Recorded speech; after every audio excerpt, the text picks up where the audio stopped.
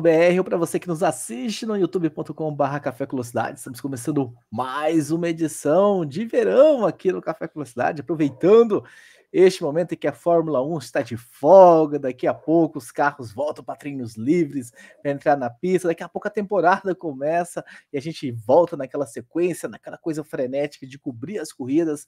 Então a gente está aproveitando esse tempo em que os carros não estão nas pistas, para que a gente possa discutir temas um pouco mais livres, temas inclusive que foram enviados por vocês lá no cafévelocidade.com.br. Você pode fazer o mesmo, entrar, mandar sugestões. Se não, enfim, não entrar agora nesses programas de verão, vai entrar no meio da temporada, entre uma corrida e outra, façam isso e a gente fica esperando sempre a mensagem de vocês. Eu, Thiago Raposo, estou aqui com o Will Bueno e o Fábio Campos para mais um tema. Seja muito bem-vindo, meus caros. E eu já vou introduzir o tema. Nesses programas de verão são programas um pouquinho mais curtos, então na hora daquela saudação inicial, já vamos fazer a saudação inicial, já entrando no tema, discutindo aqui o que a gente tem para falar nestes programas. E o tema de hoje é o impacto da falta de um piloto brasileiro na Fórmula 1. Piloto titular, né? Porque a gente já falou, o Fábio Campos, inclusive, já falou várias vezes sobre qual é o papel de um piloto de teste hoje na Fórmula 1. Ele pode até repetir daqui a pouco. Mas o Will Bueno, a gente está vendo pela segunda, a gente viu, né? Acabou de ver aí 2 meses atrás, praticamente, Interlagos lotada, né? Os ingressos esgotados lá desde 2021, quando começaram a vender. O pessoal revoltado, arquibancadas extras sendo colocadas, lotes extras sendo colocadas para vender e esgotando, assim, né? A torcida brasileira num frenesi. Tem algum impacto, pelo menos em termos de audiência, Will Bueno? Seja muito bem-vindo para a gente começar a discutir esse tema. Vamos começar pela popularidade da categoria. Você acha que afeta, de certa forma, a popularidade, visto o sucesso que a gente está vendo de bilheteria? Seja muito bem-vindo. Saudações, Thiago Raposo, Fábio Campos, ouvintes, espectadores do Café com Velocidade. Mais um programa de verão especial aí, tema livre, e um tema que a gente que cobre, né, esse meio da Fórmula 1, direto, né? Eu lá no Botequim, de vez em quando eu abro, né, uma caixinha de perguntas e sempre vem aquela pergunta: quando teremos um próximo brasileiro? Quando vai ter um brasileiro? Sempre tem esse tema quando se fala de Fórmula 1.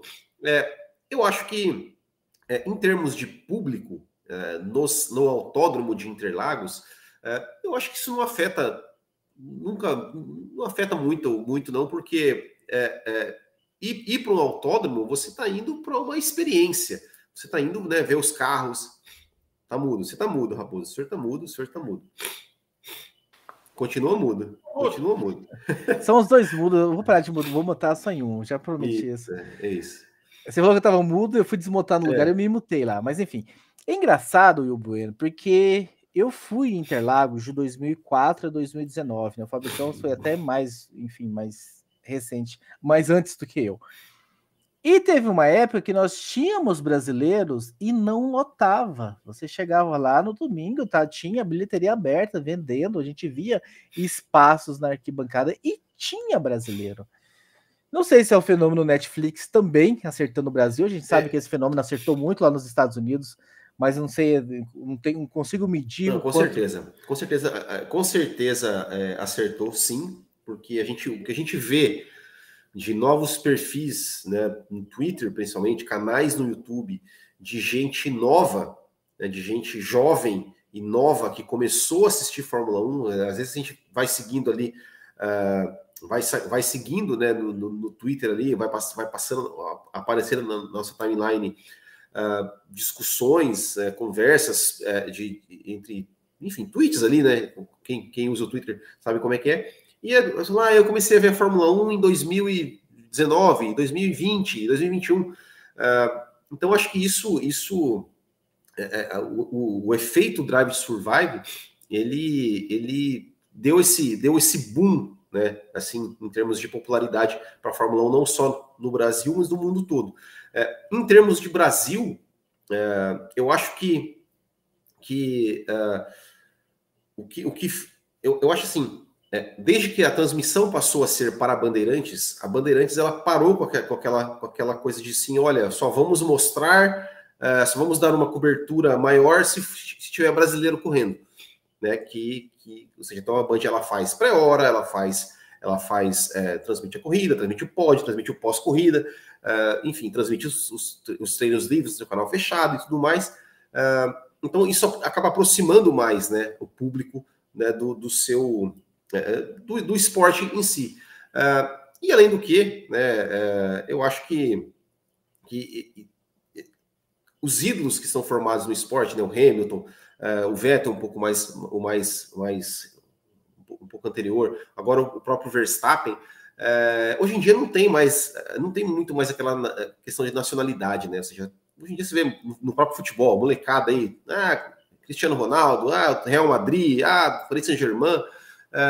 Então eu acho que não tem, para o público, falando mais especificamente daqui do Brasil, né? É óbvio do Brasil, né? Porque o cara inglês não tem diferença, tem um brasileiro. Mas eu acho que não tem tanta diferença assim, não. Né? Agora, para nós que cobrimos, eu sempre costumava falar assim, né? Se a gente tivesse o YouTube lá nos anos 80, a gente tava todo rico. Porque né, o Brasil dominava a Fórmula 1. Mas não sei, eu acho que para a gente que cobre... Você tá rico, não tá? Não tô não. Para a gente que cobre Fórmula 1, tem um lado bom e um lado ruim, né, de ter e não ter. Eu acho que se tivesse brasileiro, eu acho que o nosso público talvez fosse maior, no sentido assim principalmente um brasileiro ganhando, porque tem aquela pessoa que vem, né, pela questão do brasileiro ganhando. Né, se tivesse um brasileiro vencendo na Fórmula 1, se dando bem na Fórmula 1, teria muita gente que, nesse público que oscilante, né, que viria enquanto estivesse ganhando. Depois que não está ganhando mais, sai. Mas eu nem considero esse público como um fã de Fórmula 1, mas com certeza, né, seriam números a mais, né, que viriam aqui impulsionar toda a comunidade da Fórmula 1. Seja muito bem-vindo, Fábio Campos. Daqui a pouco a gente vai falar do impacto na formação de novos pilotos e tudo mais, mas eu queria que o senhor continuasse nesse tema de público, de fãs e tudo mais. Qual o impacto que a falta de um brasileiro lá faz ou causa? Seja muito bem-vindo também, Fábio Campos. Olá para você, Raposo. Olá para o Will. Mais um especial aqui do Café, né, nessa intertemporada.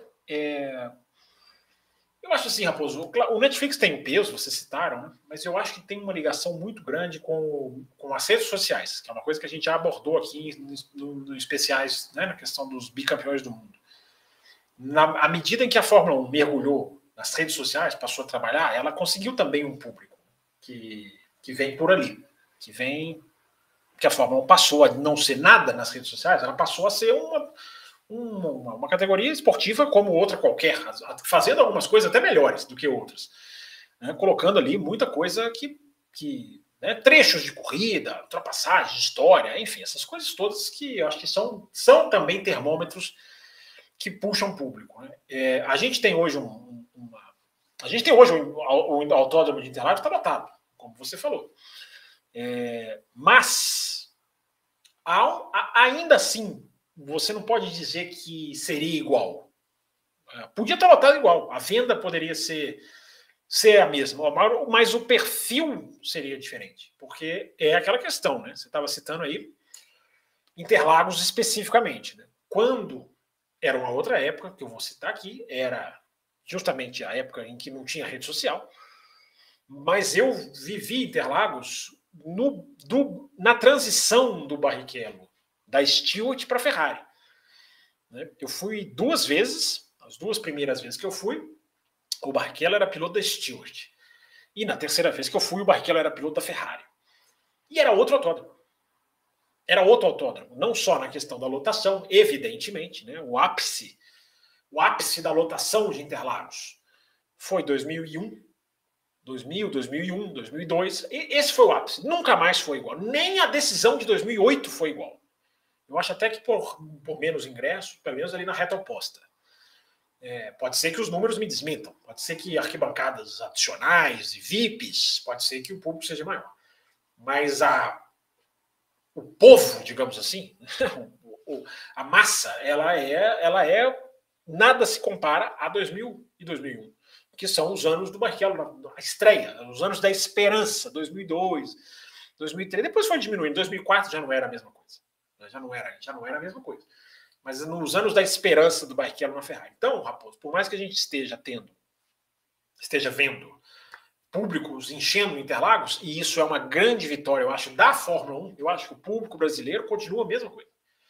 É um público que só quer saber do cara que ganha, que migra para o esporte que vence. No geral, o público brasileiro, para mim, é igual. Só quem ganha que vale. Isso tem muito no Brasil também ainda. Então, eu acho que é uma vitória muito mais... Eu não vejo como uma mudança do perfil do torcedor brasileiro. Não, eu vejo uma mudança da Fórmula 1 específica. O cara que acompanha a Fórmula 1. Né? Hoje, muito mais mulheres. Né? Tem muitas mulheres que estão indo conhecer Interlagos. Descobri, hoje existe essa que aí bate muito no Drive to Survive. Então, Raposo, eu acho que haveria uma diferença do tipo de público e não necessariamente do número. O número podia não ser tão diferente assim. Né? Podia ter mais arquibancadas, podia ter mais. Se a gente for pensar, Interlagos dá para se imaginar arquibancadas maiores, dá para se imaginar. Fazer coisas mais... ampliar, a capacidade. Dá para se imaginar isso. Mas Interlagos está enchendo. Isso realmente é um fato. Agora, a ausência de piloto brasileiro, ela tem outras implicações, que não é necessariamente o público na pista, que é o que a gente vai entrar, né? Com certeza, é o que a gente vai entrar agora, que é, enfim... Tem várias implicações ainda, né? Não é só uma.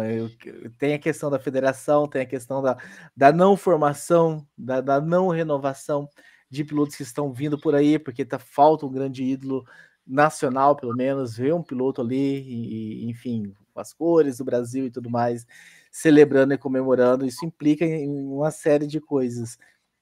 Vamos deixar a CBA para o fim, Fábio Campos, talvez seja a grande cereja desse bolo para a gente entrar na confederação, que, enfim, você gosta muito de falar. Não, tem coisas que eu acho que não é mais importante do que a confederação. Sabe? A confederação ela é uma das culpadas, né? Ela não é uma das causas, ela não é uma das consequências, melhor dizendo, ela é uma das causas. Né? Sim, exatamente. Mas tem essa questão, né? A gente está vendo cada vez menos pilotos indo para a Europa, por exemplo. Antigamente a gente via categorias de base, sempre tinha 3, 4, enfim, via uma GP2 na época, né, com 4 pilotos brasileiros, e enfim, hoje a gente já não enxerga mais isso. Então, assim, não ter deixa uma coisa bem sombria para o futuro, assim, porque a renovação a gente vê cada vez menos também acontecendo. O Will fala, né, das perguntas, quando é que vai ter um próximo brasileiro? Eu não consigo cravar, assim, porque o Pietro a gente sabe, né? A gente já discutiu bastante do Pietro aqui, a gente nem precisa, enfim, adentrar um pouco mais no Pietro.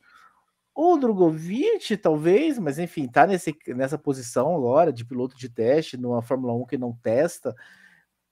Ele até, enfim, vamos ver se ele vai conseguir realmente andar de alguma coisa. Eu lembro lá no GP Brasil ele dando as declarações de que estava olhando para outras categorias. Vamos ver se vai fazer alguma coisa mesmo, ou se vai ficar só no cargo decorativo. Mas tem tudo isso, né, Fábio Campos? Raposo, a perspectiva, ela é meio que... Se a gente for olhar, né, é aquele negócio, né? Se a gente for olhar uma frieza dos dados, você vai falar, tem um lá que é reserva, 2 que são reserva, um na Fórmula 2 chegando, né, com sobrenome também, que é o Enzo. Então, isso é um pouco surreal, né? Um pouco irreal, porque se você pegar, não é que não tem ninguém por perto, tem uns caras por perto. Agora, é a questão hoje, né? Os caras ficam circulando, mas não entram. Porque a gente passou há pouco tempo atrás, antes desses dois, do Drogovic e do Pietro, a gente passou assim, não tem ninguém perto. Não tinha ninguém nem perto. Hoje a gente tem 2 que estão... Mas quando eu digo perto, estou dizendo, não é perto no sentido de quase chegando. É perto no sentido de estão ali no meio. Estão ali fazendo funções, sejam elas quais forem. Mas é o tão perto, tão longe, né? Mas porque é importante deixar claro, quando a gente diz perto, não é porque está chegando. Justamente por isso. Porque hoje a entrada na Fórmula 1 ela é muito fechada. E aí, já que você quer deixar a Confederação Brasileira para o final, eu vou falar de outro culpado. Muito culpado. extremamente culpada, que é a Fórmula 1.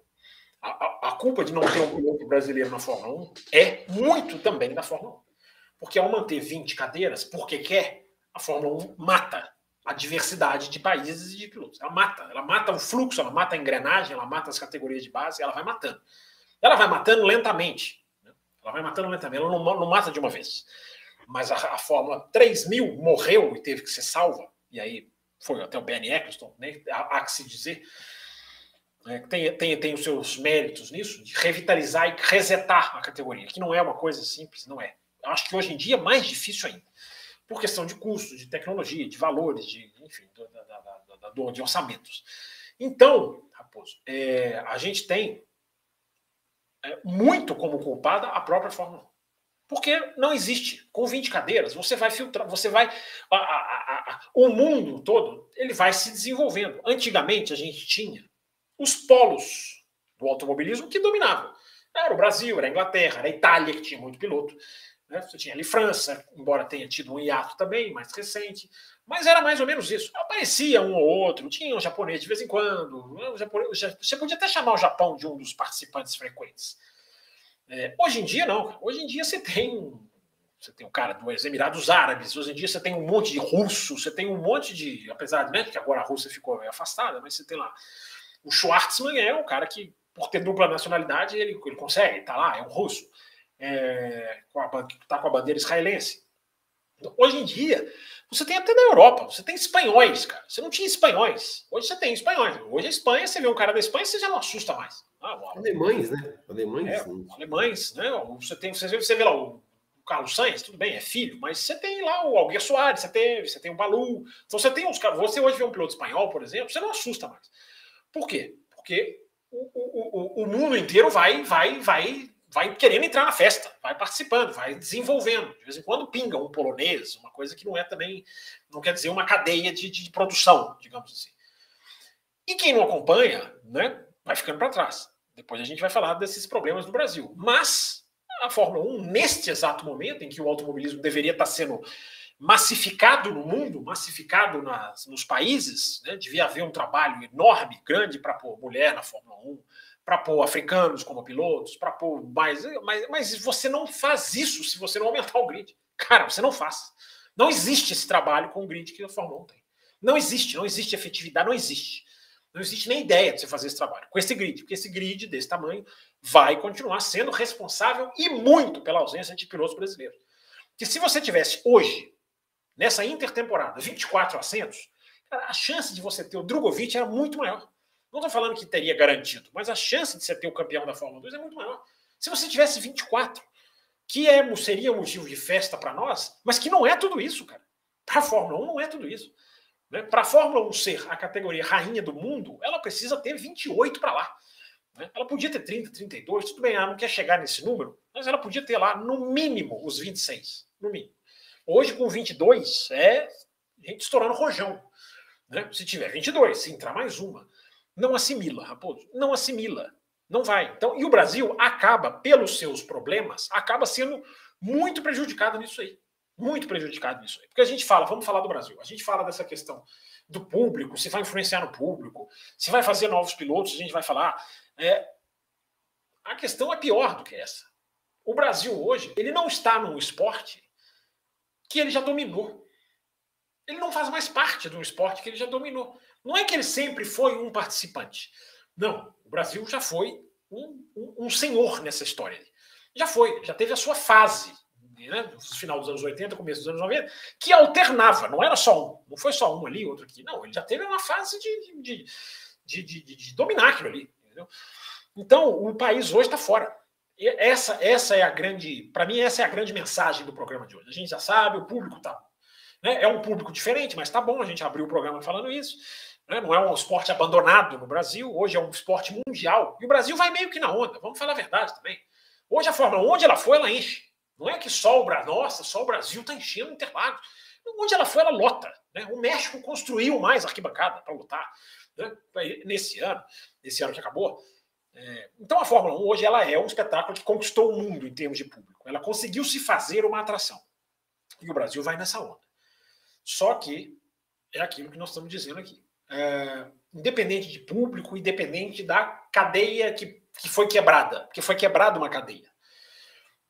Independente disso, hoje o Brasil está fora de um esporte em que ele já mostrou que ele sabe jogar esse jogo.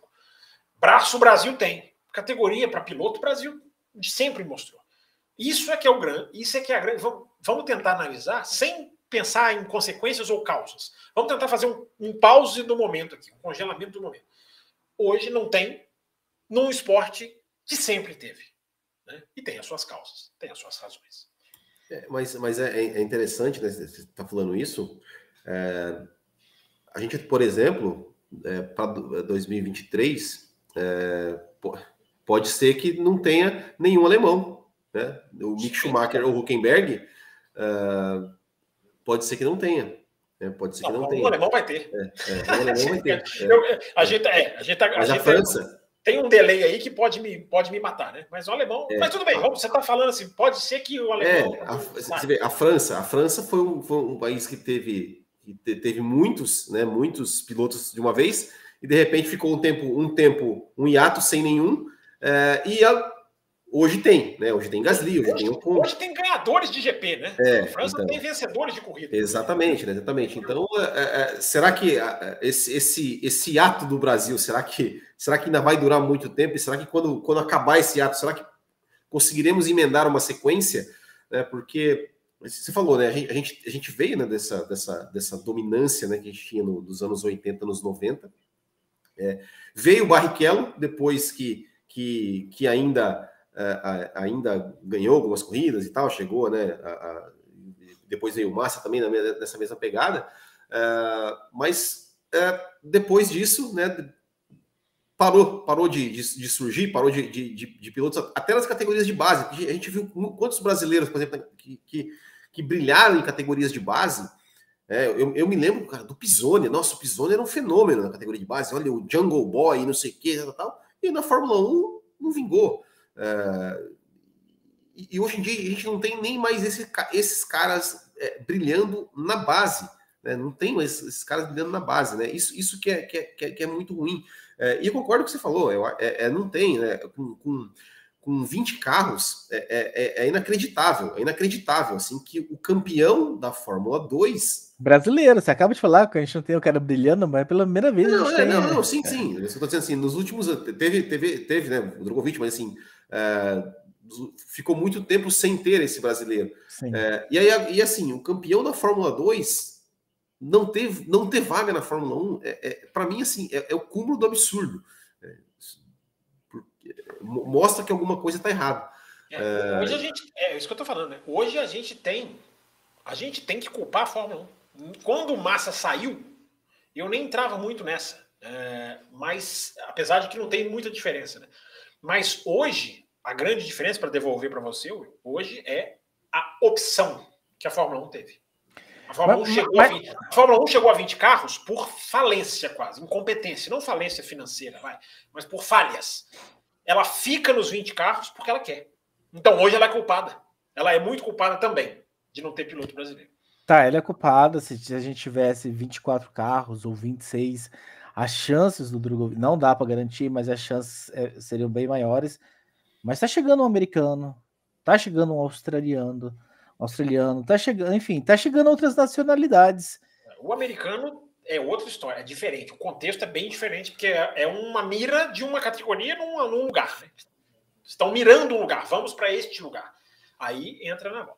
A Austrália tem desenvolvimento, como a Alemanha tem. A Alemanha, o problema da Alemanha, para mim, é de desinteresse. A Alemanha parece que realmente desligou na Fórmula 1. Desligou. Não quer gente, não quer grande prêmio. Quando faz grande prêmio não enche.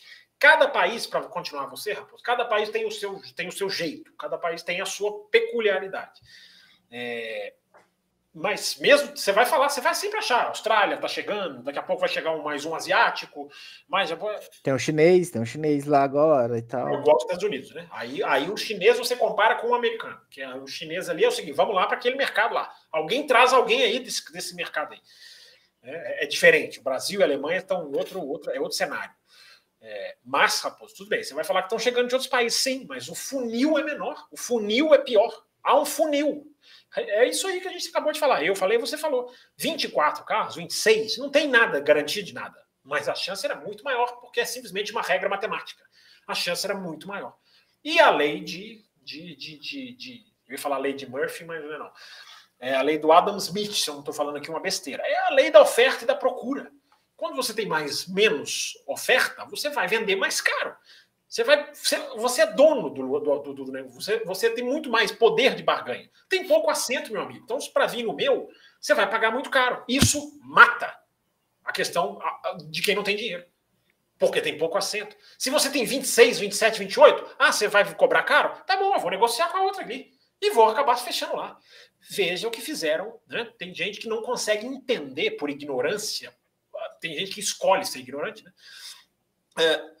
Como Caterham, Manor, Marúcia, Virgin, chamam como quiser, e HRT, como essas equipes tiveram uma enorme função benéfica para a Fórmula 1.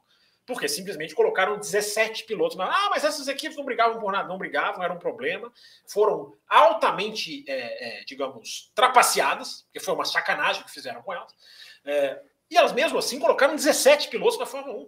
17, entre eles Ocon, entre eles Bianchi e entre eles Ricardo. Enfim, é a lei da oferta e da procura, Raposo. Não sei se eu já estou respondendo a sua pergunta ou se você quer continuar, você ia para um outro lado. Mas a lei da oferta e da procura. E hoje a Fórmula 1 tem culpa de não ter piloto brasileiro. Parece estranho, parece até sacanagem falar isso, mas não é. Apesar da CBA, a Fórmula 1 contribui demais para esse buraco. Não, eu concordo. Eu estava só querendo, enfim, para a gente... Eu acho que talvez você deu a resposta da gente filosofar aqui para chegar, enfim, nas razões, porque tem pouco carro, mas está chegando outras nacionalidades. Por que o Brasil está parando? Por que o Brasil está parando ali enfim? E talvez está realmente ligada ao financeiro também, né? Enfim, tem poucas vagas, é mais caro. Mas quem do Brasil que seria? Eu acho que o próprio Drogovic, talvez, se ele tivesse um aporte financeiro maior, sendo campeão da Fórmula 2, será que ele, enfim... Não sei se a moeda é também um fator, então, que a gente deve considerar. Sempre foi. Mais ainda, né? Sempre foi. Essas coisas são graves. Né? É muito caro, é um esporte de elite, a desvalorização da moeda para você morar lá fora. Essas coisas sempre foram muito desvantajosas para o Brasil. Sempre foram. Né? A gente está falando da Alemanha. A Alemanha, a impressão que eu tenho é de que se ela ligar a chavinha, ela bota alguém lá rapidinho. Itália também, né? A gente tá falando da Alemanha, mas a Itália é o mesmo caminho, né? Depois que o... A Itália também é um país muito próprio, né? Que é um país que nunca valorizou piloto, né? Parece. Nunca. A Itália, ela é focada em outra coisa. Enquanto a equipe dela existir, é um piloto lá, cara. A Itália fabrica motociclista. A Itália e a Espanha. Eles fabricam motociclistas. Eles não fabricam pilotos de Fórmula. E não sei se querem também. O Brasil, essa é a questão. Por mais que haja o funil, digamos assim, o filtro, qual você está dizendo, a moeda, né? Não é fácil você pegar um menino e botar ele num carro de Fórmula 3, ele vai custar muito. Mas o que acontece no Brasil, desde que tinha lá o Canaã, o Castro Neves, não vamos só falar agora do buraco, não. Para a chegada de piloto brasileiro na Fórmula 1 sempre foi ou aventureiros, ou ricos, ou gente que consegue se organizar sozinho, independente de confederação. O cara tem dinheiro, ou ele é filho de alguém, tem um nome famoso, né? O Brasil ele se apoia muito. Olha a fileira que vem. É um monte de Fittipaldi, é um monte de Piquet, e tem até descendentes do Senna, sobrinho. Enfim, se você tira o sobrenome, você corta uma grande parte desse fluxo. Então, o cara que tem o sobrenome, ele joga outro jogo. Ele tem que ser analisado também por uma outra estrada. Porque você não tem, Raposo, mesmo com a dificuldade da moeda, mesmo com você não tem trabalho para chegar lá. Agora está chegando uma Fórmula 4, que é uma coisa muito recente, que está sendo colocada. Mas se a gente está aqui fazendo um programa que aborda as causas para trás. E nessas causas para trás, a gente não teve trabalho nenhum de base para colocar piloto na Fórmula 1. Não teve. A gente teve uma Fórmula 3 sul-americana que foi morrendo. Você viu isso. Ela foi morrendo. Ela foi se definhando. Né? Eu estive presente, né, nos autódromos no finalzinho. Era triste ver seis carros, né? Era triste. A Cesário dominando com o pé nas costas, assim. Agora você imagina se você tivesse, isso não é responsabilidade só do Brasil, mas imagina se você tivesse um trabalho unido de América do Sul com corridas nos autódromos da Argentina, com corridas do Brasil, um monte de autódromos do Brasil. Você podia, mesmo que você ficasse nesse eixo, só Brasil e Argentina, você já poderia ter um campeonato riquíssimo, que pegasse argentinos, que pegasse colombianos, que é um país que tem também ali os seus pilotinhos de Fórmula 1. Né? Tá aí um país que está brigando para ter corrida agora, a Colômbia. E a Argentina, eu não vou afirmar, né? Mas assim, até 4, 5 anos atrás, a Argentina estava com a Fórmula Renault fortíssima, com um grid de mais de 30 carros, né? E aqui no Brasil, nada, né? A Argentina ela também tem uma peculiaridade. Todos os países têm as suas peculiaridades. A Argentina é um país do turismo, né? Ali a casa deles, o turismo deles é fortíssimo, né? Paixão, é uma coisa que envolve, né? Muito forte. Você conhece, inclusive. Para você, eu não preciso nem dizer. Para você que não é muito ligado nos termos, o Fábio Campos está falando de categorias de turismo, não turismo ir lá para Buenos Aires, visitar e comer alfajor. Categorias de turismo. É bom deixar esse. O turismo argentino também é forte, mas as categorias de turismo, você tem várias. Você tem nomes que ficam lá. O cara quer ser piloto lá do TC2000, enfim, dos outros. O cara Super quer TC, ser. tem vários turismos carreteira lá. Carreteira. Então, a Argentina, ela meio que a Alemanha, assim, ó, cara, não precisamos disso aí não, cara. Nós temos o nosso automobilismo, que o que a gente gosta é outra coisa. O Brasil não. O Brasil fez 3 campeões mundiais de Fórmula 1. 3, e com 3 bis, né? São 8 no total. O Brasil cortou por incompetência. Isso é importante. Não esqueça que agora nós estamos com um heptacampeão, né? Então o Brasil tem 8 mais 7, 15. Então resolveu, né? Mas isso entra na discussão também, rapaz. Você tá brincando aí? Mas isso entra na discussão. Esse acolhimento do Hamilton não aconteceria se tivesse um piloto brasileiro. Não estou falando que ninguém gostaria dele, que eu xingar ele. Claro que não. A torcida gosta, se identifica. Podia ir lá pegar as bandeirinhas do Brasil. Né? Mas há sim, não há dúvida de que há uma carência. Esse cara vai suprir minha carência. Ele vai vencer por nós. Claro que há. Isso acontece por quê? Porque é aquilo que eu falei lá no começo do programa. Né? Há uma demanda para consumir um piloto brasileiro. Ainda que os autódromos estejam cheios. Bueno, por favor, adentre a discussão. Não, mas eu acho que é isso, né? Assim, a gente não tem. Você falou da Fórmula 3000, né? Agora né? Eu lembro que tempos atrás o Felipe Massa fez aí uma Fórmula Futuro, que também não conseguiu muito por politicagem também. Que também não vingou. Agora tem a Fórmula 4 Brasil, que inclusive é muito legal de se assistir, tem corridas boas, o grid está com quantos carros? Eu confesso tem 18 carros. Tem 18 carros, são 16 carros. São 4 equipes com 4 carros cada equipe. Você lembra as equipes? Hã? Você lembra quais são as equipes?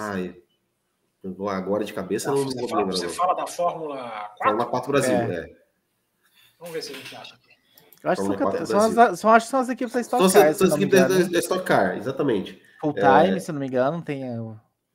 Então tem feito boas corridas, tem feito bom. Para quem gosta do automobilismo raiz, né? Briga ali, single DRS, ali roda com roda. É muito legal, a molecada, né? Que tá empolgada, que às vezes até passa do ponto um pouquinho, mas é muito legal, né? Então, mas só agora, 2022, que teve essa Fórmula 4, até pouco tempo atrás não tinha, né? Ou seja, eu sempre ali no Botequim, quando fiz um quadro de entrevistei alguns pilotos, por exemplo, me perguntavam, mas qual é o caminho do cara que que sai do kart e quer se tornar piloto de alguma coisa? Eu falo, você tem que ir para a Europa, mas é muito difícil, porque mesmo quando tinha categoria de base aqui no Brasil, o cara saía da categoria de base aqui no Brasil e ia para uma categoria de base na Europa, era totalmente diferente. Os carros eram muito defasados. Era tipo, o carro da Fórmula 3 aqui era o carro que os caras tinham corrido fazia 5 anos atrás, 3 anos atrás.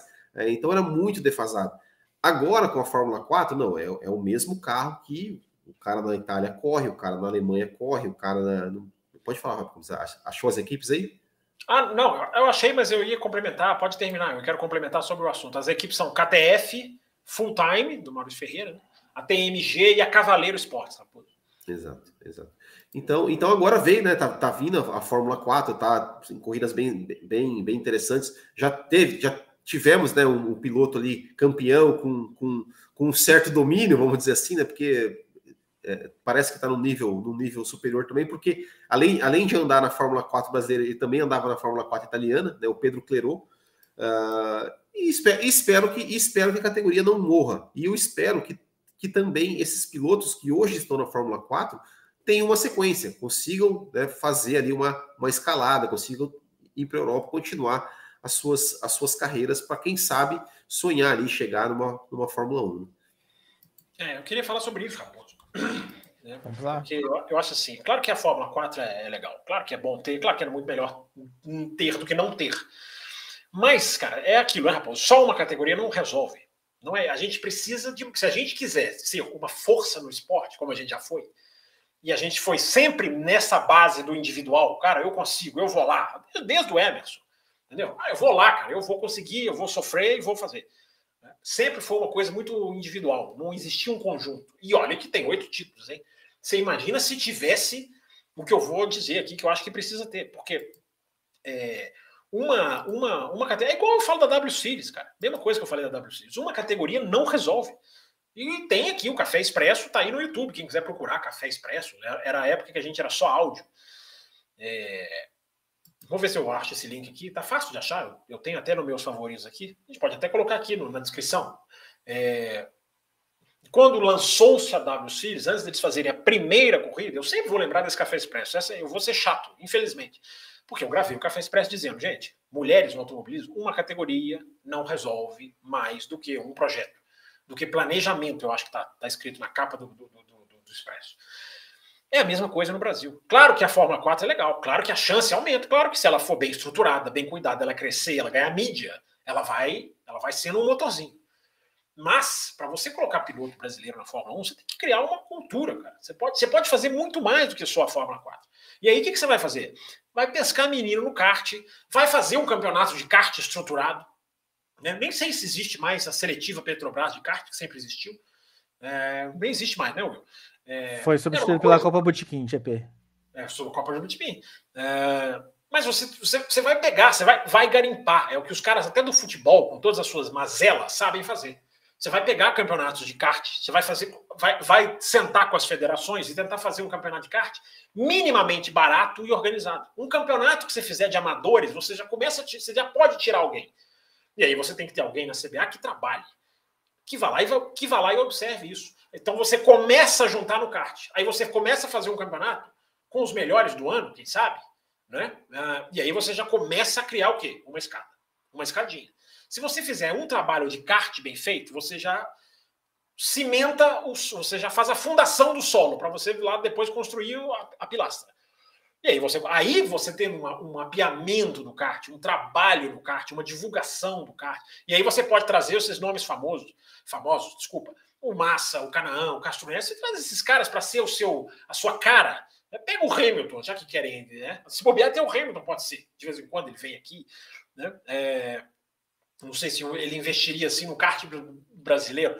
A Inglaterra é muito bem estruturada, tão bem estruturada que nem precisa dele. Se ele quiser ajudar um automobilista do Brasil, ele não precisa fazer isso na Inglaterra. Na Inglaterra existe incentivo do governo. O governo banca, o governo paga, o governo entendeu? Abate. Não estou dizendo que aqui tem a condição de fazer a mesma coisa. Lá é um país rico com a cultura do automobilismo. Aqui você tem que trabalhar. Você tem que ter uma confederação que sente e fala assim, vamos trabalhar para daqui a 10 anos a gente conseguir botar um cara lá. Porque você não vai fazer isso de curto prazo. O trabalho é longo. Você tem que começar no kart, aí você incentiva, aí você traz... Se você conseguir negociar com televisão, amarrar com a Fórmula 1, negociar com patrocínio, você conseguir... não é fácil o que eu estou falando, claro que não é. Se você consegue não é fácil o que você está falando, eu fico me perguntando aqui, o que é mais difícil? A CBA fazer esse trabalho ou a FIA colocar mais carros na Fórmula 1 e a gente resolver a equação da falta de cadeira? O que é mais difícil, será? A CBA ou a FIA se mover? A FIA tem uma pressão, deveria ter, né? Uma pressão mundial para fazer o que ela tem que fazer. Mas não está na mão da FIA, Raposo, está na mão da Liberty.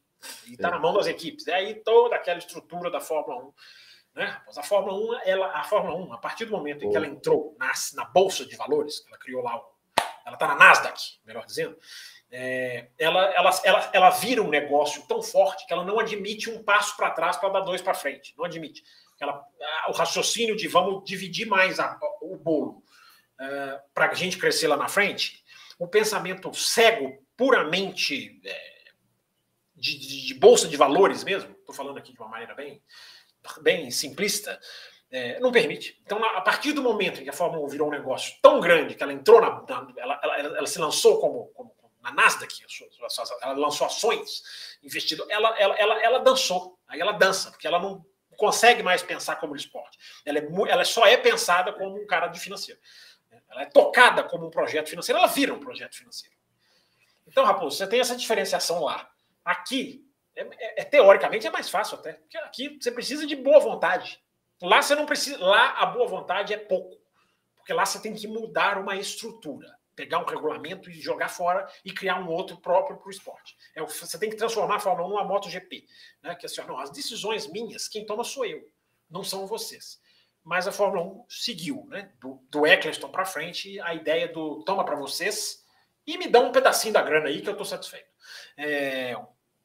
Aqui não, aqui é boa, aqui precisa de vontade, de disposição, de material humano, precisa de. Teoricamente é mais fácil. Alguém sentar e querer fazer. Precisa de um presidente da CBA. Aí, só que para você ter um presidente da CBA, você tem que mudar toda a estrutura, porque as federações.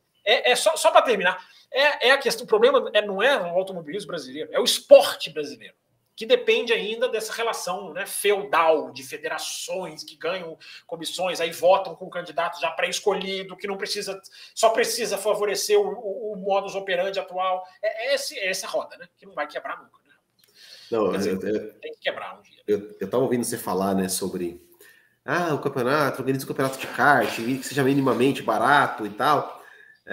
Há uns anos atrás, teve um campeonato brasileiro de kart, e eu recebi num grupo aí, eu falei, me falaram assim, não passa isso para ninguém e tal, mas olha aqui, planilha de custos desse campeonato de kart.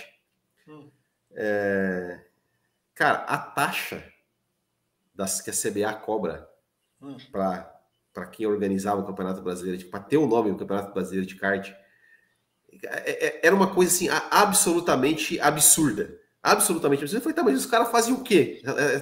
Não, é só para eles assinar. Só para eles assinar aqui o negócio aqui.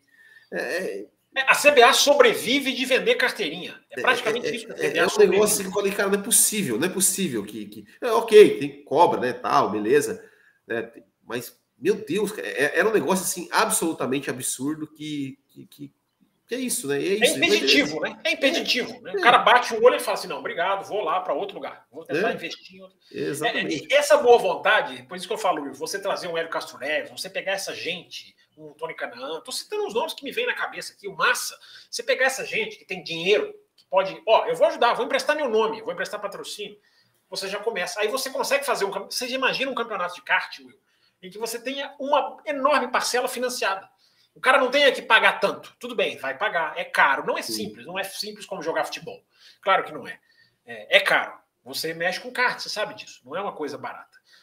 Mas, na hora que você quer criar um projeto de 10 anos, você cria facilidades, não dificuldades.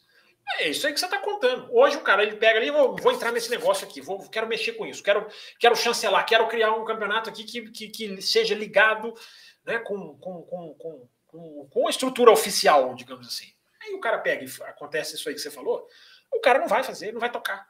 Né? Por mais que ainda a gente tenha dificuldade de moeda, de dólar, que é muito pesada, é nessa hora que você precisa de uma federação trabalhar. Nessa hora, a federação que não trabalha fica mais grave. E aí, Raposo, a gente tem um buraco. A gente tem um buraco que a gente nunca teve.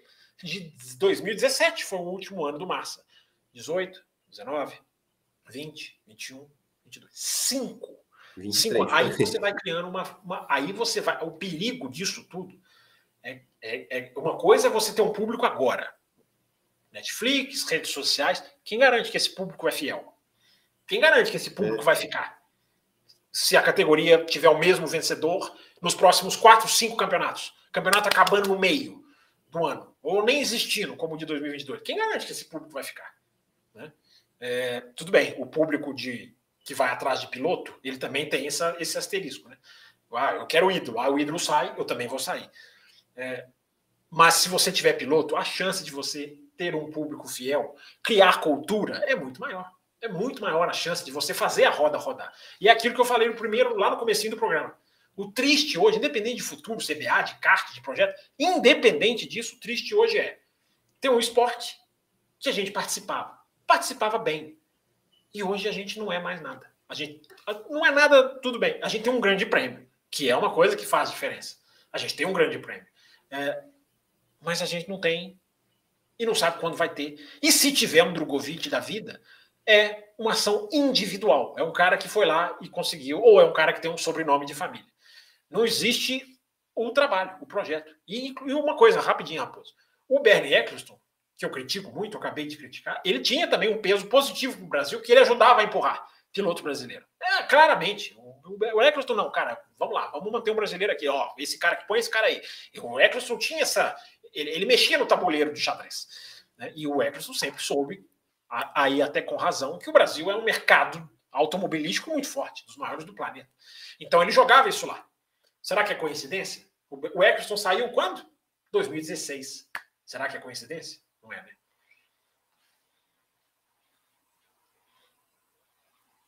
Vai complementar, Will? Achei que você ia complementar. Não. Achei que você ia não, já estamos batendo nos 46, e então eu vou jogar a pergunta final para vocês, que é o tema desse programa. E o impacto da falta de um brasileiro? Nós citamos causas, nós citamos responsáveis, nós citamos uma série de coisas. E o impacto de não ter um... Tem algum impacto? Vocês veem algum impacto em termos de automobilismo, em termos assim? Ou não? Temos a falta de cadeira, temos uns motivos. Temos a CBA que não trabalha, mas algum impacto no cenário do automobilismo?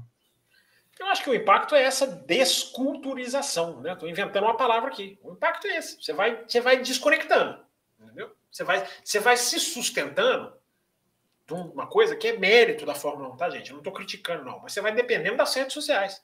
A roda continua girando. Imagina, Raposo, se a Bandeirantes não quer mais transmitir, não transmite e acabou. Entendeu? Ninguém pega. E aí? O quanto vai cair nisso aí? O quanto a TV aberta ainda é importante? Isso também é uma discussão que a gente pode ter. O quanto a TV aberta ainda tem um papel que é importante, fundamental. Qual é o peso desse papel? Qual o tamanho, como você gosta? Então, Raposo, eu acho que o impacto, isso que eu falei agora, né? Dessa questão de você cortar um esporte que você sempre se deu muito bem, e que se você tivesse, você podia fazer a roda girar muito mais fácil. Porque se você tem um brasileiro lá que vai bem, é muito mais fácil um menininho aqui falar, pai, puxar a camisa do pai, um Nicolazinho, virar assim, pai, eu quero virar piloto, eu quero brincar disso aí também. Esse cara ganhou. Né? Eu sempre digo, né, o Brasil jogou fora o tênis. Fora do tempo, porque o Brasil teve o tênis, um tenista absolutamente fenomenal, que é igual ao automobilismo brasileiro, sozinho, é um projeto próprio, é um cara que, de tão talentoso, foi lá e estourou. E o pai do Nicolas tem condição de subir com ele lá sozinho. Muita condição. Esse aí dinheiro não é problema, ele mexe com essa questão do kart. Essa taxa cara, ele bancou, tanto que ele ganhou a Copa World de kart. Então, eu acho que esse é o ponto. Um piloto lá puxa outros. Ele não é que ele é fundamental, mas ele é muito importante. Tendo um cara lá, por isso que nós estamos colhendo hoje a incompetência dos anos 80, a incompetência dos anos 90. Era lá que era para ter começado. Né? Começar agora é outro cenário, outra questão. Né? A gente teve os ápices, né? Como o tênis teve o Google, e não existia um projeto direito. Abria-se umas escolinhas aqui, jogou-se fora. Uma época que todo mundo queria brincar de tênis. Todo mundo queria brincar de tênis. Os clubes começaram a construir quadros. Para o menino querer brincar de automobilismo, tudo bem, eu tenho o Hamilton, tenho o Vettel, quer dizer, tinha, né? Tem o Verstappen. Esses caras, eles são modelos hoje? São. Mas a gente sabe que existe muito a ligação territorial. Né? Esse cara é do meu país, esse cara virou manchete, esse cara puxa diferente. Puxa diferente. Will, algum impacto a mais? Eu acho que é aquilo que eu falei no começo, né? Não só pra gente, né, como produtor de conteúdo e tal, porque eu fico vendo o seguinte, né? A gente que vive esse meio de Fórmula 1, a gente só vê falar de Fórmula 1 dentro da nossa bolha. Sim. Mas, por exemplo, quando o Hamilton pegou a bandeira do Brasil, no grupo da família tava, meu Deus, vocês viram o Hamilton, vocês viram não sei o quê. O grupo lá de pessoal que faz churrasco lá, que nem, não sabe nem, acha que o Schumacher pilota ainda. Pô, vocês viram que legal? Will, você viveu Senna e Piquet onde era discussão Exato. de bar. É isso que eu ia falar. Era briga no bar. Eu era criança. Cara, segunda-feira depois da corrida, o assunto que a gente chegava na escola falando era da Fórmula 1. Vocês viram? O Senna ganhou, vocês viram? Então, são coisas que eu acho que esse é o impacto. Mas o exemplo do tênis. Eu lembro de quando o Guga ganhou o primeiro Roland Garros, passou na TV ao vivo, lá na extinta Manchete, né, que era uma coisa que ninguém dava bola. A gente assistia e tal. E virou né, uma febre por um tempo, e sumiu, né? Você não vê mais ninguém falar em tênis, ninguém fala. Agora tem o beach tênis, né? O beach tênis virou febre. Isso daí é outra coisa. Você não conhece ainda. Aí é outra coisa. O Will Beleza vai te convidar para ir até Balneário Camboriú jogar um. Não. Mas enfim, eu acho que o principal impacto é isso, né? Ou seja, se tivesse um piloto brasileiro lá,